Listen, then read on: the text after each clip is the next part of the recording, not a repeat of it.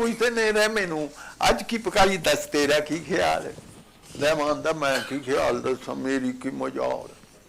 चौधरी साहब कहते रहमिया चल अज फिर चस्के ही ला लीए लभ जान चंगियां ते पिंडियां पका लीए। आंदा वाह तुसा बुझियां ने दिलां दियां चोरियां मेरा भी ये दिल सी पकाई अज तोरियां ते लूआं वाली पिंडी होवे पोटा पुट्ट लम्मी होवे हरी ते कचूर होवे सोहनी होवे कूली होवे विच हुण बकरे दी पोठ दियां पोठ नाल हुण छंडियां तंदूरी दियां रोटियां मक्खणे दा पेड़ा होवे लस्सी दा प्याला होवे पिंडियां दे नखरे ते गरम मसाला होवे ते पिंडियां बनाना भी ते कोई कोई जानदा है रिन्नना पकाना भी ते कोई कोई जान उठा फिर चौधरी जी फड़ा मैं तैयारियां ते पिंडियां बनावा अज रज के करा रही है। चौधरी साहब कहंदे रहमिया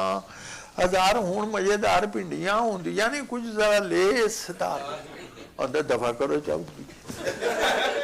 और सब्जियां दी थोड़ है सानू लसूड़ियां पकाने दी की लोड़ है ते बंदा कानू पिंडियां दी लेस दी हवाड़ लाए इहदे नालों पौड़ी दी सरेश भावें चाल। चौधरी साहब कहंदे ने फिर की ख्याल है तेरा झड़ी ना मना लीए जे तू आखे रहमिया करेले न पका लिए अंदर इसे चौधरी जी आप ते ख्याल जमीए को सब करेले आदे नाल ढिड विच इंज जिवें लो लग पेट में रोशनी हो गई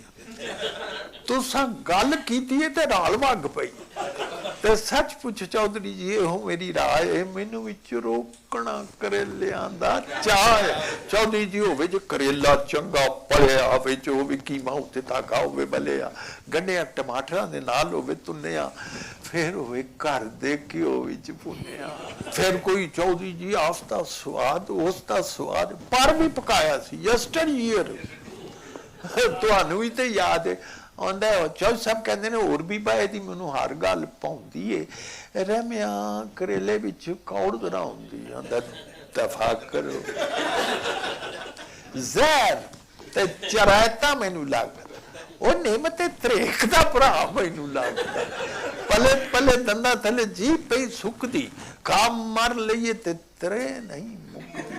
तुम्हें निया गोलियां तुम्हा इतनी कड़वी चीज है पाँव के नीचे रखे तो जबान कड़वी तो तुम्हें निया गोलियां करेलियां तो फीकियां इहदे नालों चाल लो कुनीन दियां टिक्कियां आखिर ते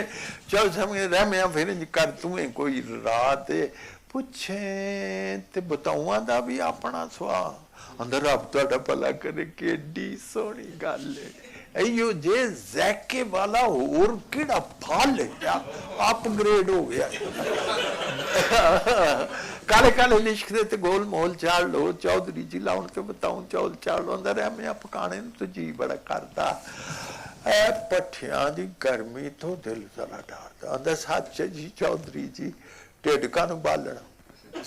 खाण वाली चीज देखो बैंगणा दा सालना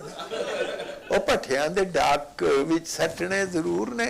कानू पे पकाइए साढ़े ढिड कोई तंदूर ने दफा करो पट्ठिया पट्ठे कानू साड़िए अफशिया चौधरी जी घर कानू वाड़िए